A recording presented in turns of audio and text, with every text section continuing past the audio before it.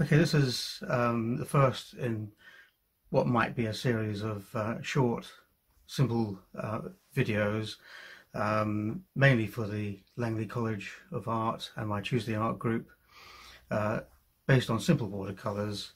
And in this case, we're going to start off with a simple log cabin snow scene with mountains in the background.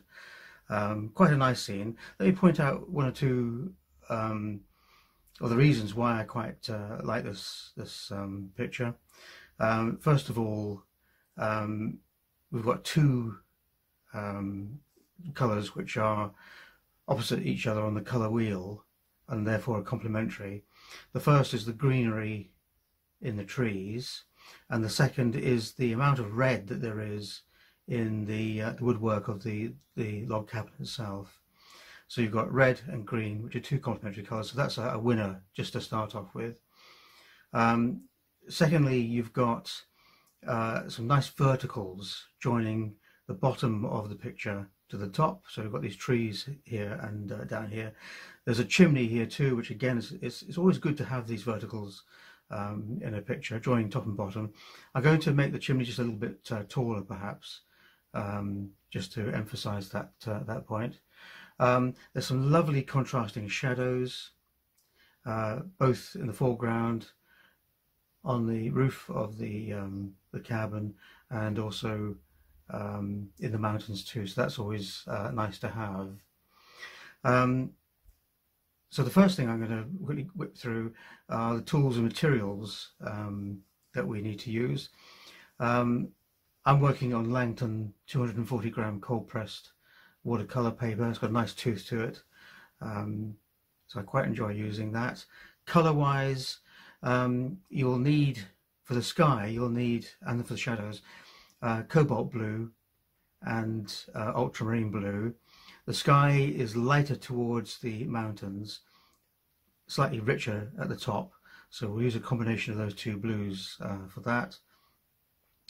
For the trees, the greenery and so forth, lemon yellow to start off with, and maybe a little bit of yellow ochre, followed by a green. You can make the green up or use something like sap green. I'm going to use my Daniel Smith colour, which is the green Appetit Genuine. So a bit of yellow ochre, then the other three standard colours too for the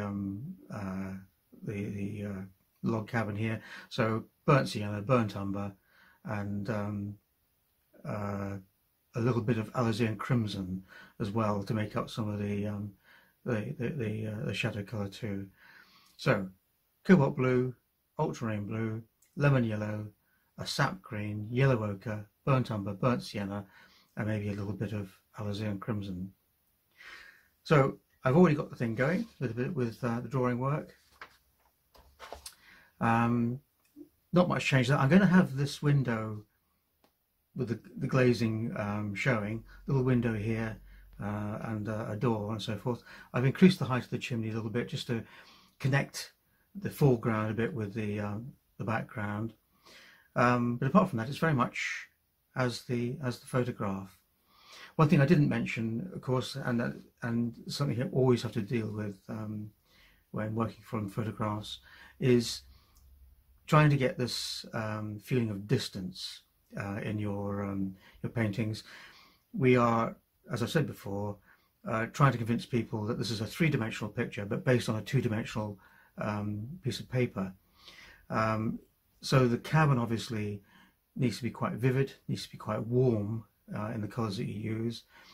There's this lovely big block of white here which will bring it forward as well. Middle distance, you've got these trees, and then in the far distance you've got the mountains. Now it's very easy to make those mountains just a little bit too vivid, which tends to flatten the scene a bit. So that's something that we want to try and avoid.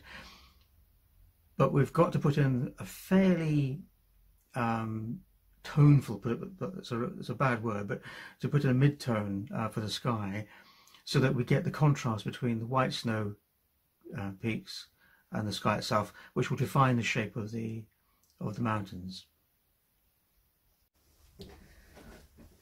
So the first job I'm going to do is to put in the sky, to define the shape of the mountains, and the easy way to do that is to turn the picture upside down and then take clear water and simply paint around the top of the mountains. Go over the trees. The trees are darker than the sky, and so they'll go on top of the sky quite happily. Make sure that the sky area is nice and wet. Now, very often for these sort of skies, I might put a little bit of yellow ochre in towards the top of the land, the far horizon. But I'm not going to do that here because I want contrast between the sky and the mountains so that we show up the snow. So I'm going to start off, rather than starting off with yellow ochre, I'm going to start off with Cobalt Blue, and just, again, whilst the thing's upside down, just bleed that in.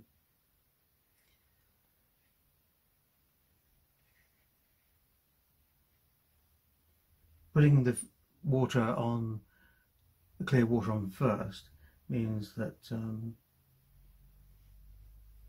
you get a nice smooth sky without any hard edges, and it gives you a little bit more time to work as well. Now that's okay, but it's not giving me enough contrast, so I'm going to use slightly stickier Cobalt Blue. Here we go, just bring that down. Remember, when you're putting more tone onto your onto a wet wash, make sure that the paint you're putting down on top of the wet wash is slightly stickier, otherwise you'll get mushrooms. And I think that's coming out okay. So what I'm going to do now is perhaps turn the painting up the right way. That's all right. And I'm going to drop some ultramarine blue. So this is still whilst it's wet.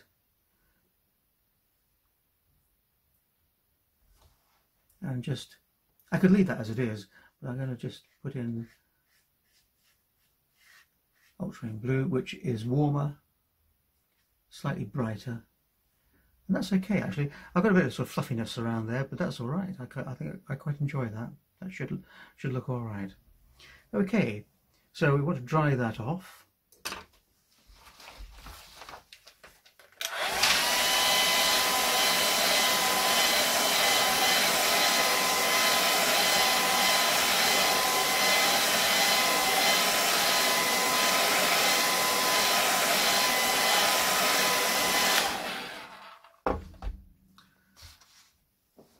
All right, and now I'm going to leap straight onto the cabin and get that going. This has to be the strongest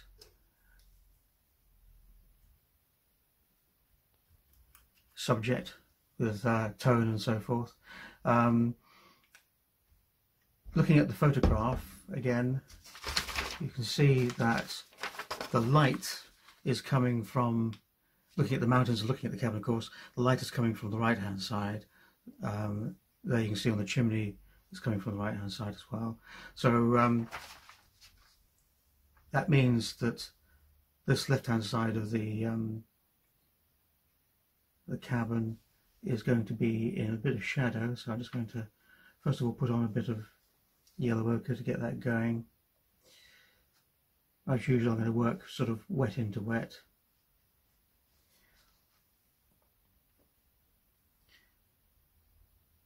Bit of yellow ochre, a bit of burnt sienna there as well, just to get that going.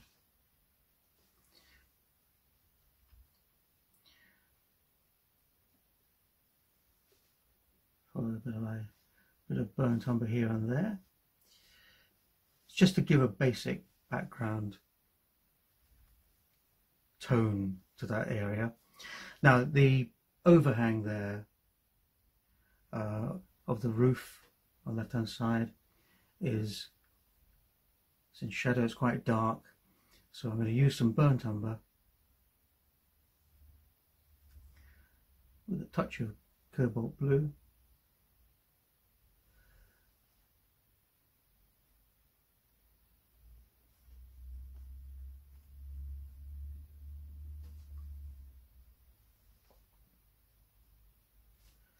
and use that for one or two of the little detail bits there. Okay, let's go a little bit darker.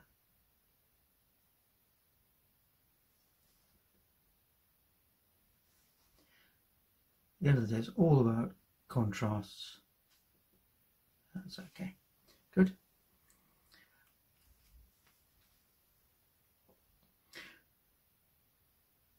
There's a sort of a stone corner here, I think. Just going to shove that in with a bit of light. Little marks of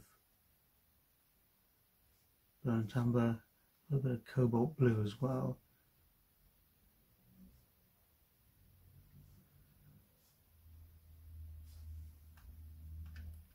And then the timber work on this face.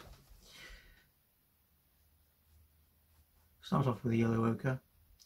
I'm being very rough. In fact, looking at that photograph, you can see that you've got timber at the top and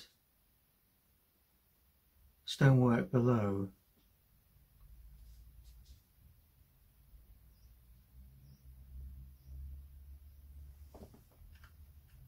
There's some nice shadows on there as well. So yellow ochre, a bit of burnt sienna just to warm it up. And very rough, leaving white gaps here and there.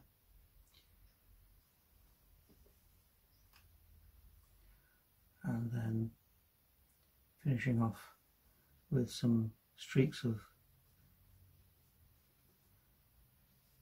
burnt umber. Very rough, not bothering too much about accuracy or whatever. Want a fairly, I'm going for a fairly scrappy, sketchy feel to the whole thing.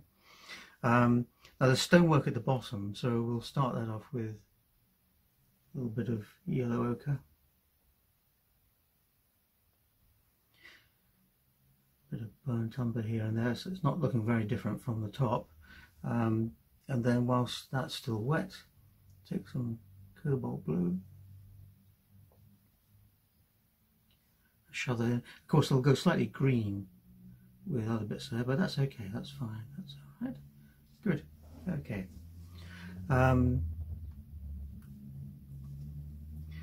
Let's do the chimney next. Much the same sort of stonework. We can make that stand out a little bit more by using a bit more burnt sienna perhaps. The left hand side of the chimney is going to be in shadow, so I think a slight departure from the photograph. There's some burnt sienna, and then on the shadow side, burnt umber.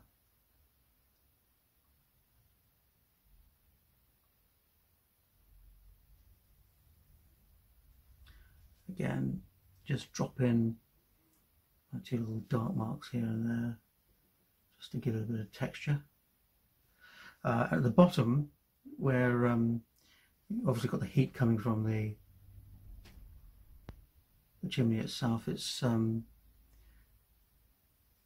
there's a dark gap, but it's not quite dark enough. That's okay, good. At the top there, a bit of dark. And then we've got this sort of little top hat affair at sort of weather guard, I suppose. Start off with a little bit of burnt umber for that, and go in with a blue. It's a little bit dark, doesn't matter. There's a shadow side to it, so it comes down there. So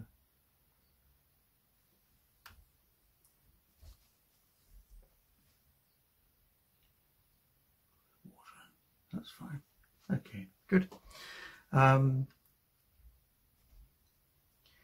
Now that this left hand side is drying, go back into that again with some burnt umber and a little touch of ultramarine blue, just to put in a few details. A lot of this is actually going to disappear when I put in some more shadow colour as well.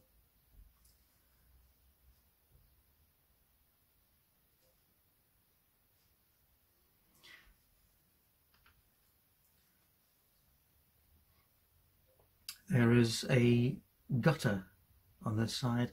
It's actually the gutter in the photograph, I think it's still very orangey brown. I'm not going to follow that. I am going to put in a dark there, so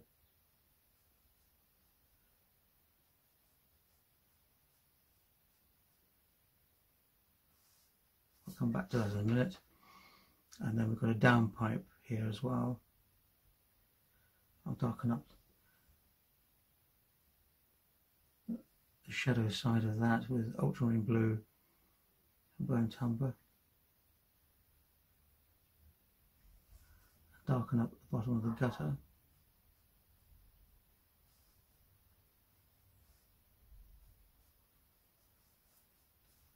Okay.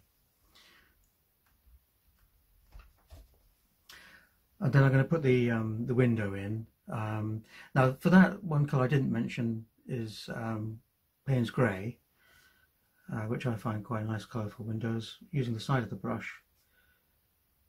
But you can use ultramarine blue and burnt umber as well. It's just to, again I'll come back to that, but it's just to get the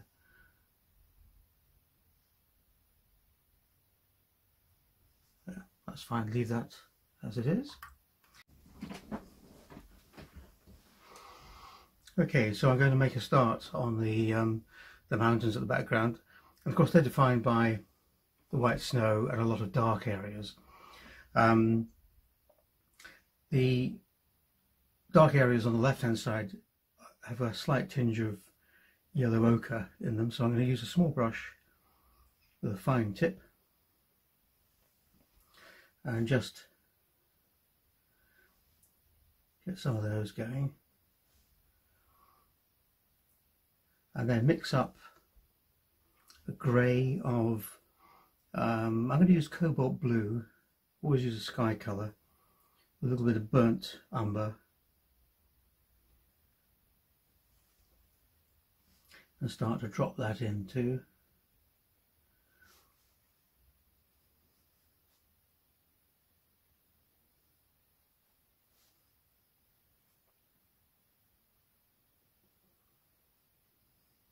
leaving plenty of white areas, but having these little outcrops. You can change the tone by adding a little bit more brown, a little bit more blue as you go. I've been quite careless here, but there you are, there's a nice dark coming in there, maybe a bit too dark, but I can go back when that's dry and soften that up or take some of the tone out of it.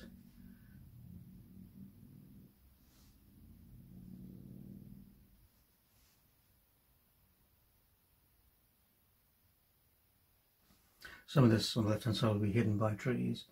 Now as we come over to the left hand side, there's perhaps just a little bit more blue in some of these areas, so I'm going to start off with Cobalt Blue there as we come down this little valley area.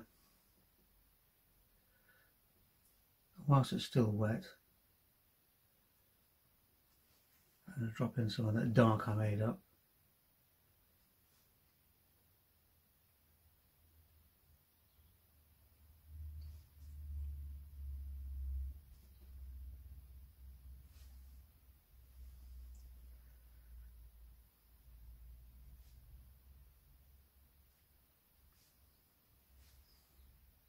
I'm sort of following roughly what the photograph shows me, but not worrying too much.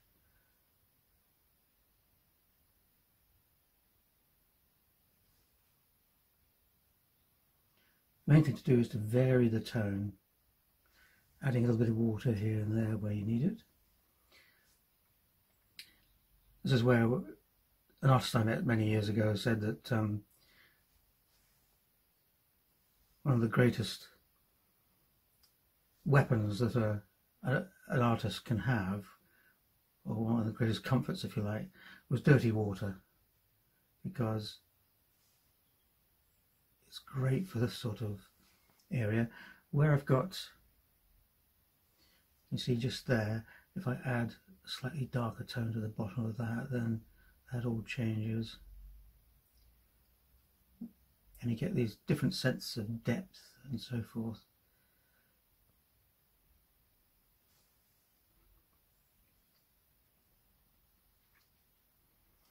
and some areas where you've got stark white. Now here I want to define the shape.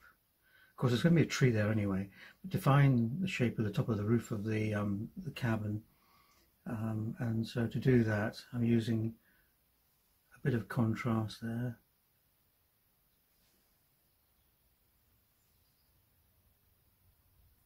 So I'm using the background there to help the foreground.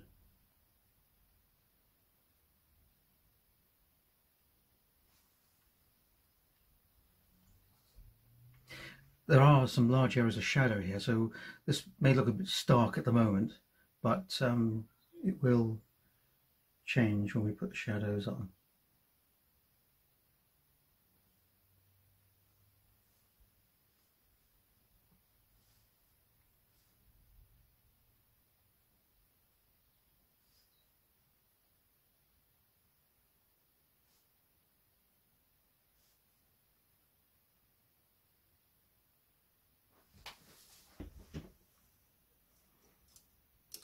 Okay, so you can see I've done some more work on the dark areas of the mountains, and you can see how those dark areas have begun to define the shape of the cabin roof. I've done a little bit more work on the side of the cabin too, using burnt umber for some of the detail work and so forth.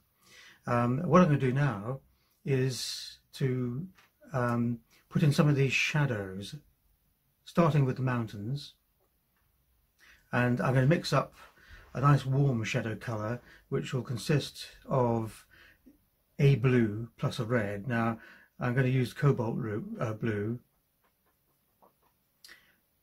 and add to that a little bit of red, so I'm going to use it can be Alizarin Crimson, and it wants to be more blue than red, perhaps.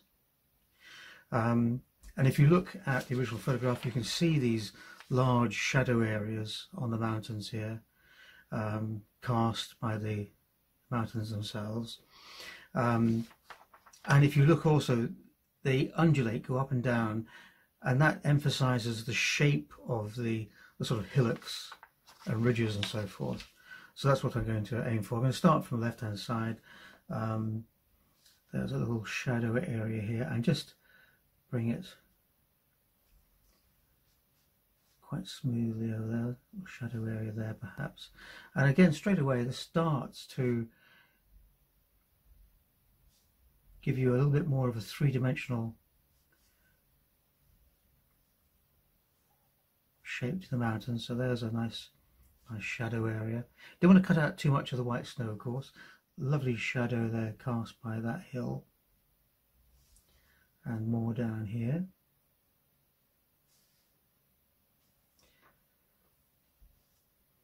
And then we've got some shadow areas on this side, shadow down here,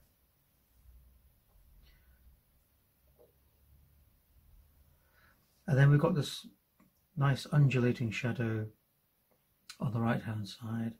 So just define that. It's not perhaps quite dark enough, but I can come back to that. That comes right the way down this hillside.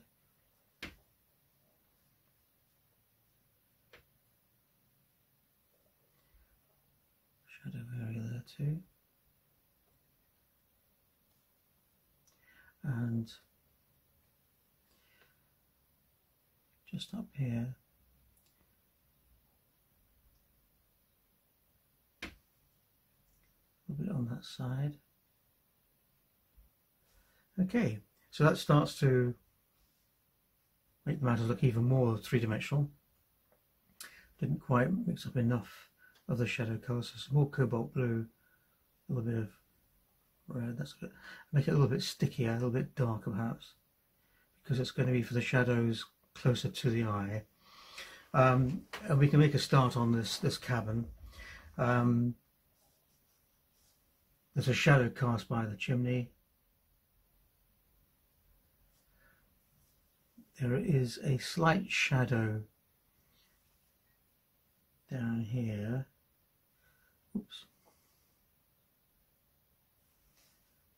going up.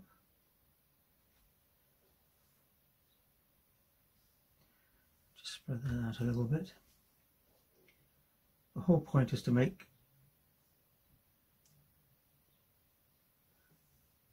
the items look that little bit more three-dimensional. There is quite a sharp shadow along this ridge line, and I add to that because it's got some sharp edges to it. I'll come back to that in a minute. Shadow cast by this eave, which seems to come down in a bit of a curve there.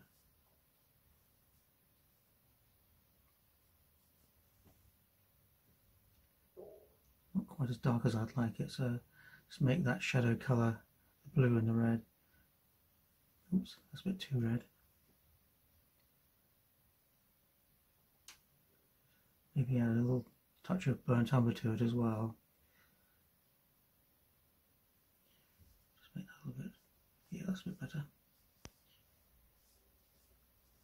Looks like a little bit more three-dimensional shadow there. The whole of this end is going to be in shadow, so bring that down. And then we've got shadow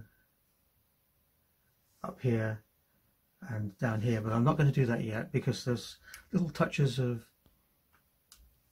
where the snow is not quite completely white, little touches of yellow in there, so I'll do that first of all. There's a little bit on the roof, so I'm using yellow ochre here just to knock some of that real white back. It's not quite so white. I'm not going to overdo that. If you look at the photograph, you'll see obviously where there's the woodwork underneath, there's little ridges almost. So put those on. That will just take away maybe a little touch of blue and red there as well, just to take away from that. So I'm going to use that yellow ochre again. If you look at the snow coming down here, that's obviously too deep. It's just dirtying that up a little bit, so it's not quite so pristine white. You don't want to cut out too much of the white, but it's just to give it a bit of texture. This is where the old dirty water on the palette, and down here especially too, just breaks up that white.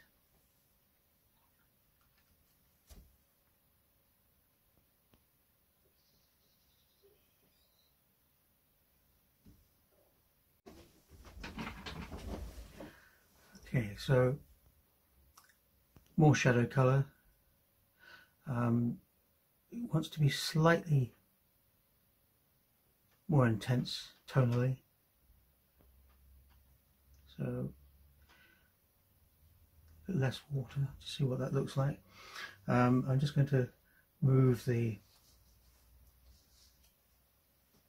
painting on its side, and I'm going to do this shadow here. You might find it helpful to define it with a pencil.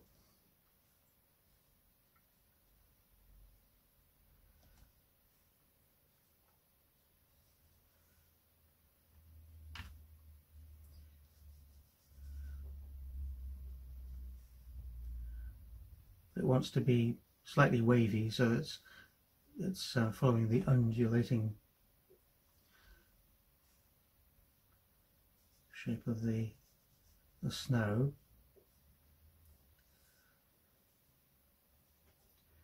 And there's a bit coming up here, which is obviously the chimney.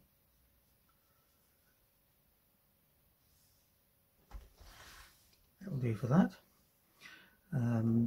We've then got this foreground shadow as well. Again, make that slightly darker, slightly bluer. and that comes off to the side here.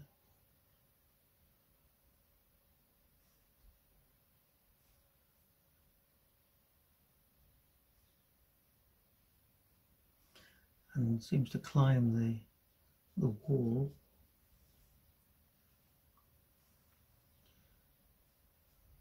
I'm quite sure what it is that's casting the shadow, doesn't matter.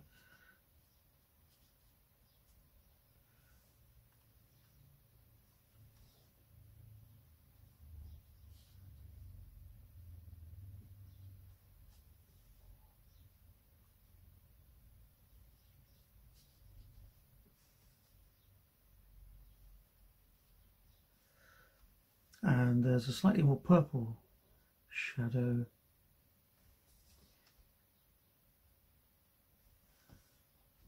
down here, going off to the side. That'll do. Now, the shadow here, I said I'll do a little bit more work on. I'm going to add just a little touch of burnt umber to that.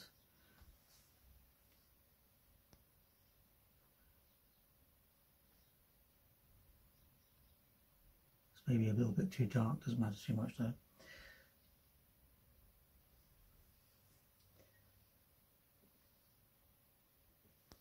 Okay, so we're almost there. We've got these trees now to put in, two lots of trees, those to the right and then these to the left, with this significant one just to the left of the building there. I'm going to start by putting in some lemon yellow, fairly sticky, just to get these going, and I'm going to use sort of a slight sideways motion,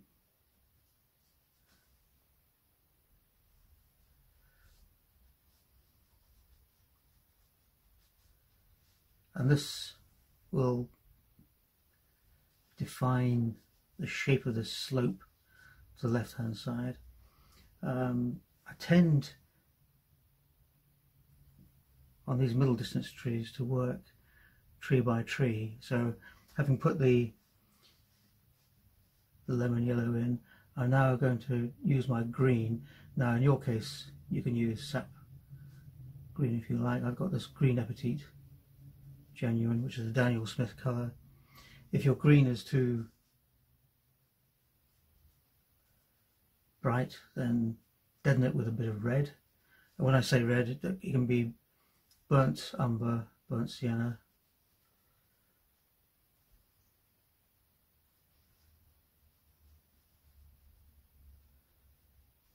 Now that is quite bright, so I'm going to deaden it with a bit of burnt sienna, maybe a bit of burnt umber actually, especially towards the bottom where you've got those dark areas.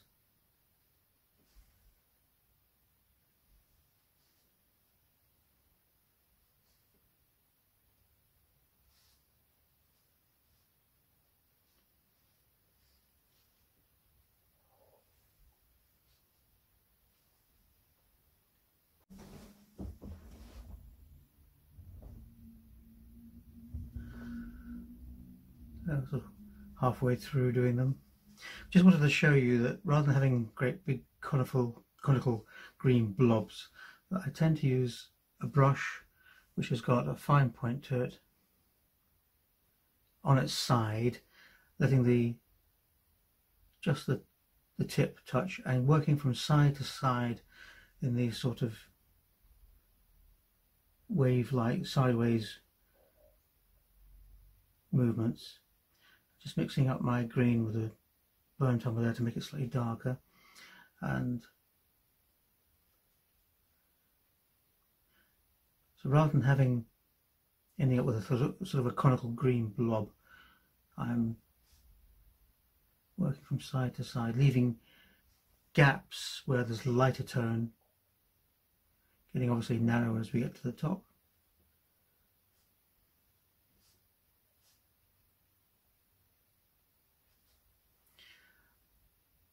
and as they start to dry, going back to the ones I've already done with a slightly darker tone, just to put in a little bit of slight detail work there. You'll just see in some cases the center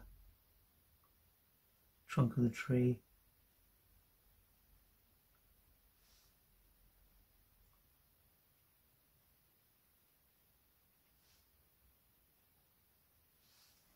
Okay. And then for this one here, this one that sort of stands alone, it's got a silvery trunk, so I'm going to go back to that later on and maybe scratch out some of the tone I'm putting in there.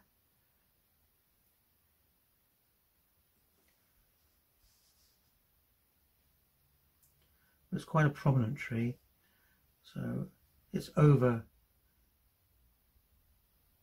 shadowing or in front of some of the other side trees to the side of it.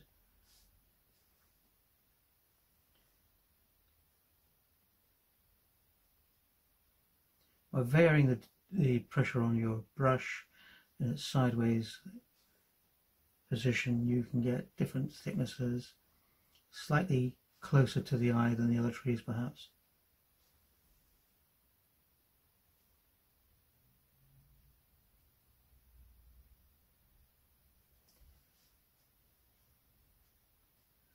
And leaving, it's a bit too brown but perhaps there, but leaving definite gaps so that you can see the mountain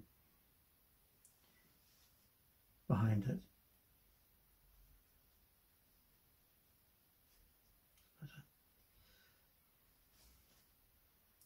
Now the light's coming from the right hand side, as we said, so effectively the left hand side of the tree wants to be perhaps a little bit darker than the right hand side.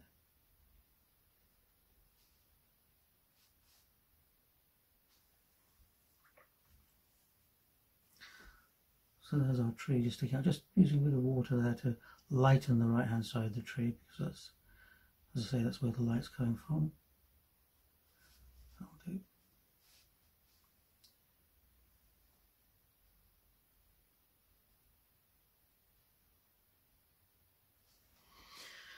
Bit of mistiness in there, which is quite nice. That is quite a, because it defines the shape of that slope. I need to get a fairly smooth, slightly undulating base to it. That's better, and that really does then define the shape of that slope. Good, that's coming out all right. And then to finish off, really, we've got these slightly more distant trees down on the right hand side here. There's a misty area there in the drawing or in the painting, so let's just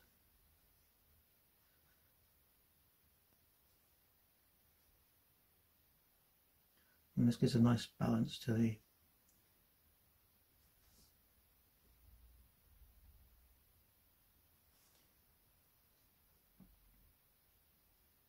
and of course, as you can see over here, by making adjacent trees slightly deeper or darker in tone, or slightly browner or slightly redder or whatever, it means you get this sort of nice contrast and change in tones. So that's going to help define the shape of that.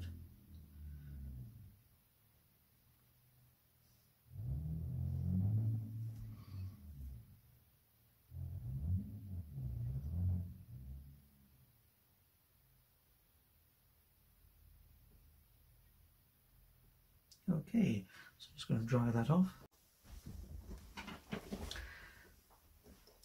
So that's our painting finished. Just to point out one or two little areas, or as we speak I can see I've missed one or two little dark marks, so I'll just put those in just below these trees on the right hand side. There's a few little marks in the and the snow there, so I'll just shove those in. But essentially that's it, complete. Just point out one or two little areas where I've made faults and so forth. Always remember when you're doing large washes to use as big a brush as you possibly can, and then you won't get a lot of brush marks and things like shadows. Make sure that you mix up enough shadow colour so you can do that in one go. Rather than scratching and scraping for this trunk down this tree here, I've used a little bit of white gouache here and there, just a little touch. Not too much overdoing that. Notice how the top of the hut, the roof of the hut, is defined by the tones behind it, and that wants to be quite smooth. So do concentrate on that. Shadows obviously very important, as we mentioned already. But just to point out the nice arrangement of the picture with these lovely greens on either side of basically what is quite a red brown. So you've got that wonderful contrast there between those two, and red and green always work very, very well together, leaving enough white areas to define the snow, the sky defining the shape of the mountains, and just balancing the whole picture. We've got a nice white area here, that's perfectly okay. I was tempted to put a few more darker marks down here, but I didn't want to lose that white, so left that much as it is. Anyway, hope you enjoy your own painting. I look forward to seeing the results. Thank you very much.